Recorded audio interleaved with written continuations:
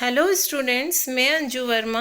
आज हम software engineering के अंदर सॉफ्टवेयर प्रोसेस मॉडल के अंदर स्पाइरल मॉडल के बारे में हम पढ़ेंगे। स्पाइरल मॉडल को बेसिकली प्रपोज किया था वोहेम ने। यह इवोल्यूशनरी सॉफ्टवेयर प्रोसेस मॉडल होता है जो कि प्रोटोटाइपिंग के फीचर्स को कंप्लीट करता है एंड कंट्रोल करता है systematic aspects of linear sequential model को।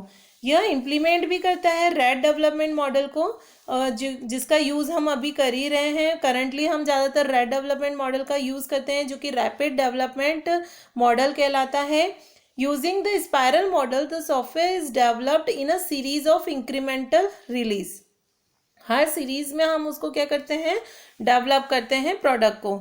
During the early iterations the additional release में B paper model or prototype, and during the later iterations more and more complete versions of the software engineering are produced। मतलब कि इसमें हर iterations हम apply करते हैं, हमारे additional iterations रहते हैं और बाद के iterations रहते हैं। अगर हमने अर्ली iterations करा तो वहाँ पर हम पेपर मॉडल का भी यूज़ करते हैं या प्रोटोटाइप मॉडल का यूज़ कर लेते हैं, और बाद के इटरेशंस में जो भी हमारे टूल्स होते हैं हम उसको यूज़ कर लेते हैं।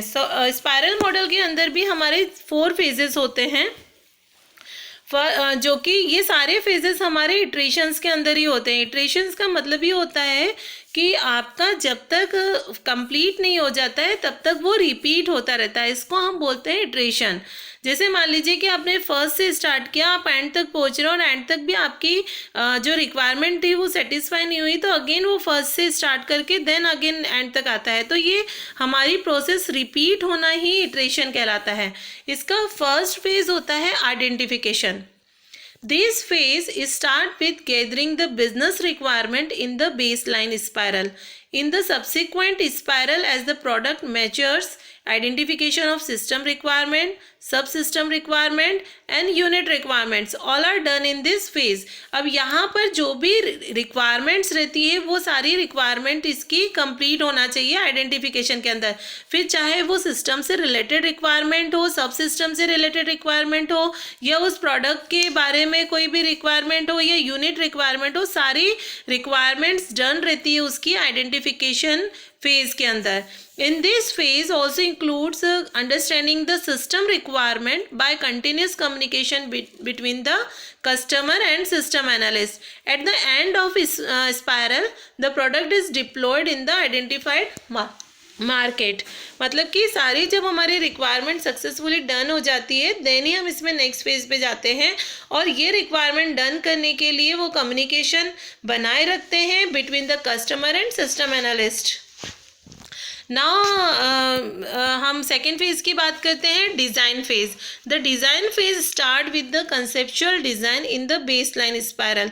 मतलब कि यहाँ पर क्या कर रहा है वो, जैसे पहले बिजनेस रिक्वायरमेंट से इंफॉर्मेशन गेदर करने का काम करता है, देन यहाँ डिज़ाइनिंग फेज में वो कंसेप्चुअल डिज़ाइन स्टार्ट कर देता है। इस कंसेप्चुअल डिज़ाइन के अंदर हमारे लॉजिकल डिज़ाइन भी आते हैं, फिजिकल प्रोडक्ट डिज़ाइन भी आते हैं, और उसका आर्किटेक्चरल डिज़ाइन या फाइनल डिज़ाइन भी इसी के अंदर आता है। नेक्स्ट हम बात करते हैं कंस्ट्रक्ट और बिल्ड की। जब हमारे पास में डिज़ाइनिंग फेज आ जाता है तो अब हम उसको कंस्ट्रक्ट करना स्टार्ट कर देते हैं। The construct phase refers to production of the actual software product at every spiral। In the baseline spiral, when the product is just through the end, the design is being developed, POC का मतलब होता है proof of concept, is developed in this phase to get customer feedback। Then in the subsequent spirals with higher clarity on requirement and design details, a working model of the software called built-in produced with the version numbers। These builds are sent to the customer or feedback। यहाँ पर जब हमारा पूरा product बनके तैयार हो जाता है देन हम बात करते हैं इसमें कस्टमर फीडबैक के बारे में। कस्टमर अपना फीडबैक देता है, अगर उसको कोई भी चेंजेस अप्लाई करने तो हम वो उस पर अप्लाई कर सकते हैं। यहाँ पर उसको हाईली क्लैरिटी रहती है रिक्वायरमेंट की, डिज़ाइन पूरा हमारा बनके तैयार हो जाता है, देन ही हम कस्टमर को देते हैं। Evaluation and risk analysis. Risk analysis include identifying, estimating and monitoring the technical feasibility and management risk such as scheduling, slippage and cost overrun।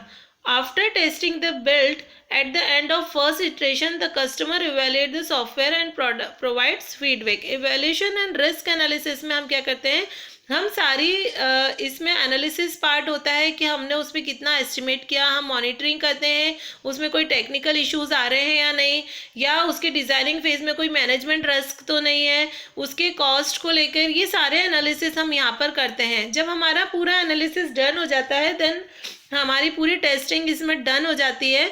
फिर हम अगर कोई कस्टमर अपनी फीडबैक देता है कोई चेंजेस करने के लिए, तो अगेन हम फर्स्ट इटरेशन से वापस उसको रिपीट करना स्टार्ट कर देते हैं, नहीं तो हम उसको यहीं पे इम्प्लीमेंट करके कस्टमर को दे देते हैं। ये पूरा देखिए स्पाइरल मॉडल है जिसमें हमने सारे फैक्टर्स बताए हुए हैं। इसमें 4 फैक्टर्स होते हैं, evaluation, product development, next phase planning and object identification. Object identification में हमने बात करी थी, तो यहाँ पर ये पूरा रिव्यू के बेस पे रहता है उसका ऑब्जेक्ट आइडेंटिफिकेशन, यहाँ रिव्यू आ जाता है हमारा लास्ट पॉइंट पे। फर्स्ट हम क्या देख रहे हैं, इसमें रिस्क मैनेजमेंट है, प्रोटोटाइप है, डिज़ाइन है, कोड है, इंटीग्रेशन है, फिर टेस्ट है, इम्प्लीमेंट है और रिलीज़ है। अगर उसको रिलीज़ करने के बाद में जब हमारी कस्टमर की फिर से कुछ रिक्वायरमेंट आती है तो अगेन ये रिपीट हमारा चलता रहता है। तो इसको हम इवैल्यूएशन इसका हम करते रहते हैं और यही हमको सारे फैक्टर्स इसके प्रोग्रेस को डन करके बताते हैं। देखिए आपको सारा इसमें आपको दिखेगा पिक्चर के अंदर। स्पाइरल मॉडल की एप्लीकेशंस क्या क्या हैं? The spiral model is widely used in software industries and it is in sync with the natural development process of any product, that is learning with maturity, with which involves minimum risk for the customers as well as the development firms। ज़्यादातर हम इसका use software industry के अंदर करते हैं जहाँ पर हमारे सारे प्रोसेस प्रोडक्ट हमारे डेवलप किए जाते हैं। वहाँ पर मिनिमम रिस्क में कस्टमर हम और मिनिमम डेवलपमेंट टाइम के अंदर इसको तैयार करके देता है। इसमें बहुत सारे टिपिकल यूजर्स रहते हैं where there is budget constraint and risk evaluation is important, जहाँ पर इसने रिस्क एवल्यूशन को इम्पॉर्टेंट दिया है। For medium to high risk project, ये ज़्यादा हाईली रिस्क नहीं होता है, medium to high risk project होता है। Long term project commitment because of potential changes is economy priorities as the requirement changes with the time. ये long term project commitment इसलिए हम बोलते हैं कि अगर रिक्वायरमेंट उसमें बार बार चेंजेस होने की होती है तो वो क्या करेगा, उस टाइम को वापस से रिपीट करता जाएगा, तो उसमें टाइम कंज्यूम होने के चांसेस ज़्यादा हो जाते हैं, इसलिए हम इसको long term period project commitment बोलते हैं।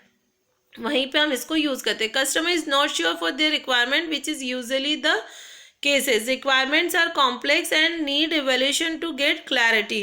New product line which should be released in phase to get enough customer feedback। मतलब यही प्रोडक्ट के अंदर हम कस्टमर का फीडबैक भी लेते रहते हैं।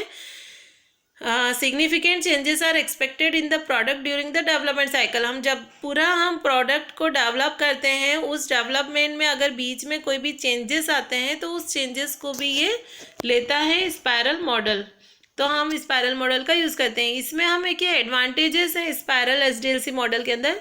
Changing requirement can be accommodated, allow extensive use of prototyping, requirement can be captured more accurately, users see the system early, and development can be divided into smaller part and risk part can be developed earlier which help in better risk management। मतलब कि जो उसमें tough part होता है, risk वाला part होता है, उसको पहले डेवलप करता है और अलग अलग स्मॉल पार्ट्स में डिवाइड कर लेता है, जिससे इसमें रिस्क मैनेजमेंट क्या होता है, कम हो जाता है। डिसएडवांटेजेस है कि मैनेजमेंट इज़ मोर कॉम्प्लेक्स, इसका मैनेजमेंट बहुत ज़्यादा कॉम्प्लिकेटेड होता है। एंड ऑफ द प्रोजेक्ट में नॉट बी नोन अर्ली, हमारा जब प्रोजेक्ट इतनी जल्दी कंप्लीट नहीं होता, क्योंकि अगर उसकी रिक्वायरमेंट चेंजेस होती रहेगी तो ये भी क्या करेगा, प्रोजेक्ट को बढ़ाता जाएगा। Not suitable for small and low risk project, ये लो और स्मॉल के लिए बेनिफिशियल नहीं है। Could be expensive for small project, ये स्मॉल प्रोजेक्ट के लिए बहुत ज़्यादा एक्सपेंसिव होगा। प्रोसेस इज कॉम्प्लेक्स, इसकी प्रोसेस थोड़ी कॉम्प्लेक्स रहती है। स्पाइरल में go on indefinitely indefinitely and large number of intermediate stage requires excessive documentation। इसमें बहुत ज़्यादा डॉक्यूमेंटेशन की रिक्वायरमेंट रहती है, इसलिए इसका ये डिसएडवांटेजेस रहता है। थैंक यू स्टूडेंट्स, अगर आपको ये वीडियो अच्छा लगा हो तो इसे लाइक्स एंड सब्सक्राइब ज़रूर कीजिएगा। Thank you.